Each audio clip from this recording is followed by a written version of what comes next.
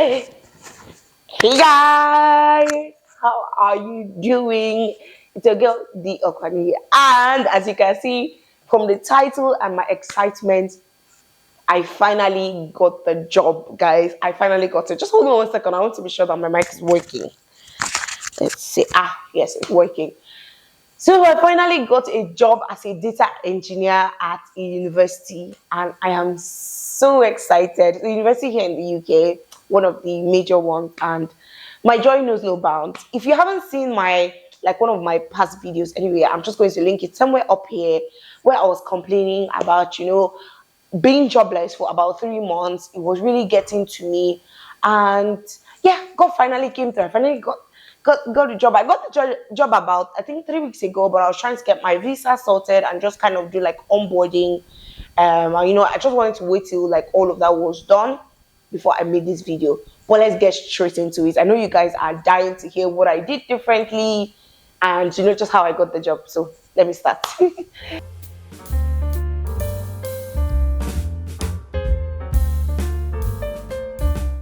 So if you guys watched that my other video, you will see that one of the things I said that I was doing was dedicating 2 hours every evening to just perfecting my skills. To be a data analyst or to be a data engineer, basically you need to know SQL. It's like the basics of the basics. Like you have to. Some organizations, in addition to SQL, want you to also know Excel. Some want you to know Python. Some want you to know data visualization tools. But I feel like SQL is the basics of the basics, just to know it. So I was dedicating 2 hours every evening. The moment my kids go to bed, I'll go straight on YouTube. Guys, I was binge watching videos back to back. Like I was watching, and I was not just watching, I was practicing. And I feel like that's one mistake that people make. They go and take, courses, certification, but they don't practice. So I was practicing. I was building like data. I was getting data sets. I was even creating some random ones on my own and just trying to run like analysis on them, or just trying to like shadow what I'm learning on the YouTube channels into cleaning the data, extracting useful information from it, kind of thinking outside the box.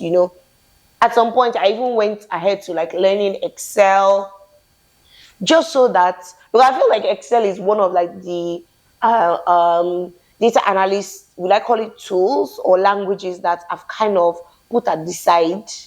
Like all my, I just feel like I know it, but I know it on the surface, and then I wanted to know it like in depth. So I went back to also learning Excel, and it was a really great move, because when I noticed a difference in the interviews I was doing. I became like more bold. I became more confident in the answers that I was giving. Now, the second thing that I did, that I think helped me land this job, was to search on Google. I feel like people sometimes limit their search to just LinkedIn, and that should not be the case. LinkedIn is not the only place where you can get like amazing jobs. Sometimes jobs or organizations will just post certain jobs on their career page, and unless you search on Google like data analyst jobs near me, data analyst jobs in Nottingham, where I currently am, data analyst jobs in the UK, like just try to make it very specific to where you are on Google, and sometimes it populates all those jobs to you, and I feel like it's just even less of a headache. With LinkedIn, you get the palpitations, because by the time you click on a job that interests you, you can already see like 100 million people have already applied to that job. Do you get? And you already feel like I don't stand a chance. But when you search on Google, I feel like there's this confidence boost it kind of gives you, because you don't, in your mind, you're like, okay, how many people will have this skill? How many people would have applied for this? It kind of limits the numbers in your head, even though maybe in actual sense, there may have been 10 million people who applied, but I guess you cannot see the numbers. So you just, to me anyways, it just made more sense to apply via Google. So I was going on Google almost every day to search for data analyst jobs, and then I stumbled on that one. Now, when I stumbled on this job, one thing that I did was to look through the job description and ascertain that I had all the skills that they needed. The moment I saw a skill that I had, but I had not well explained on my CV, I went into my CV to edit. I know they say always edit before you submit, but how many applications can you do that for? And I think that brings me to my next point, but I'll still go back to talking to this one, which is like I limited the number of jobs that I was applying to because honestly, it is quality over quantity at the end of the day.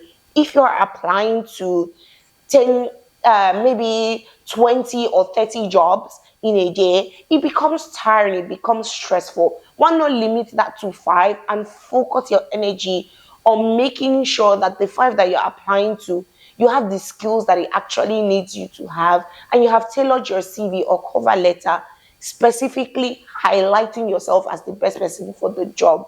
I feel like it's less overwhelming that way, and it just helps you to put your best self forward rather than applying for 30 jobs and you're just wash, rinse, repeat, wash, rinse, repeat. At some point, you become tired and you just want to put it in for putting in sake. And that really doesn't make that nice, or it really doesn't work. So back to like what I was talking about on, searching on Google. Absolutely. So the moment I find the job, I look through the job description and then I align, make sure that my CV is well aligned, that I make the application. I don't even rush myself. Even if it takes 2 hours, I will close my laptop, think again, and then go back to doing it. And the moment I applied for the job, I would look at the end dates, and then I created an Excel sheet. Of course, we're data analysts, or you're looking to get a job in data. Let your Excel sheet work for you. So in my Excel sheet, I'll put the name of the company, the role, the date I applied, the date is closed, and the date that I kind of expect that they will get back to me. Some jobs write it on there. They will say, okay, expect to hear from us within 2 weeks, or like interviews should take place between so and so week. And if I don't hear from them, somewhat I just say maybe they're not going to call me back. But luckily, this one called me back. And when I got the invitation, this moves me to preparing for your interview. Now you have the skills, you've put your best foot forward through your CV to say, oh, I'm the best person for this job. What next? They've called you, okay, come and interview with us. You need to make sure that you can live up to that expectation. One thing I did differently this time around was to not cram answers. My God, I will cram answers, but when they start asking you questions, sometimes your brain will freeze and then you start talking a bunch of gibberish that don't even mix together.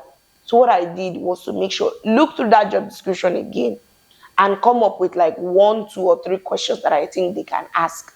Now, instead of cramming an answer, I now listed about 2 or 3 scenarios where I have used that process that they're talking about in the job description, or that tool or that language. I'll come up with like a couple of scenarios that I like, things that have actually happened before. So it's not like guessing too hard.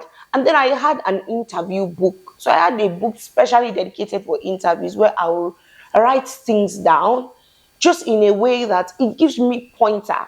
So not that I've written, oh, my name is Okwanuzo, I studied at so and so, when they say like introduce yourself. No, I'll just highlight important things to note.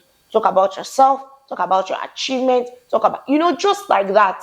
So it's not like I'm cramming the words word for word, but I just have things that will point me in the right direction. And that was what I did for all the questions. I went online on YouTube. God bless every YouTuber out there that is helping like people in their career and like in their growth. You guys are one in a million. I really watch different videos on how to interview. And the number one tip I'll give anybody, be yourself. You know why? When you get the job, they will get to see the real you. So if you fake it on the interview, they will get to know you, and it may now be a case of, oh, we hired somebody we should have not hired. Oh, I don't think he's working, and they may still at the end of the day lay you off. So just come as your authentic self. When you don't know a question, ask. It's a two-way street. From watching all these interviews, I came to find out that interviews are two-way streets.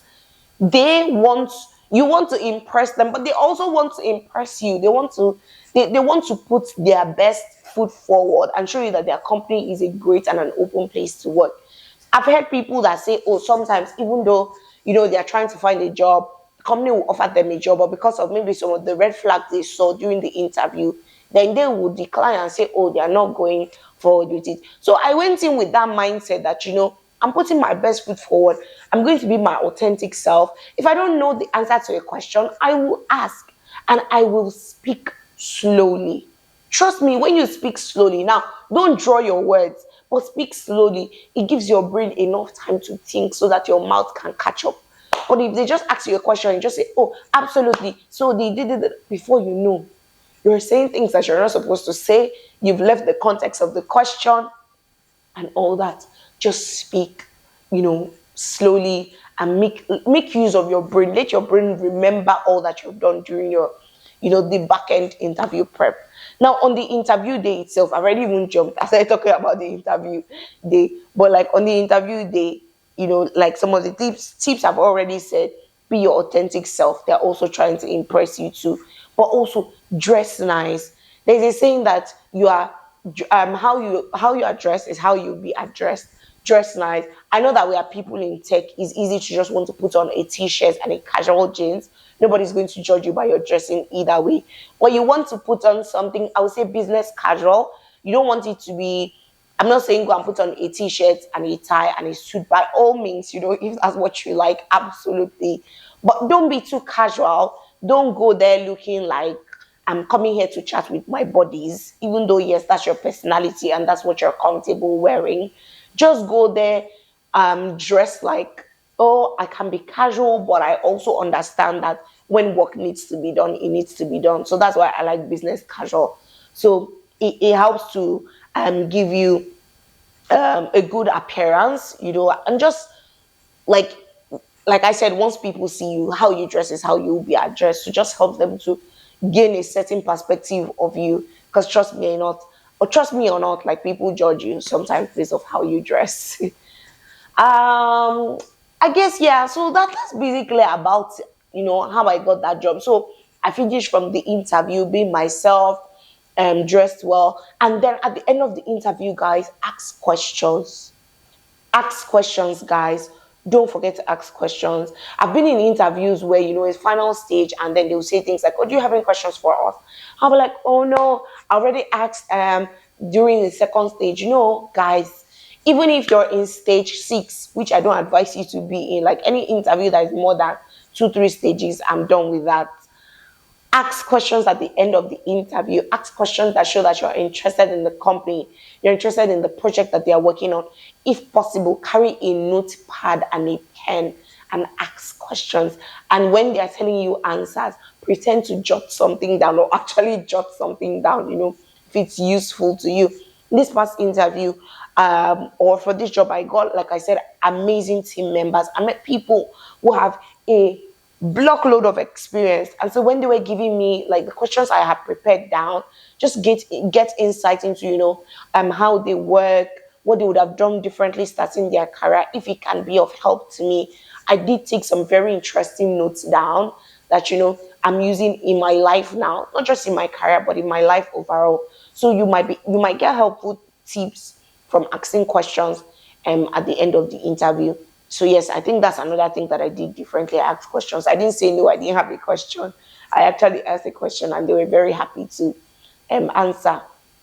So I think these were just a couple of things that, I did differently to get this job.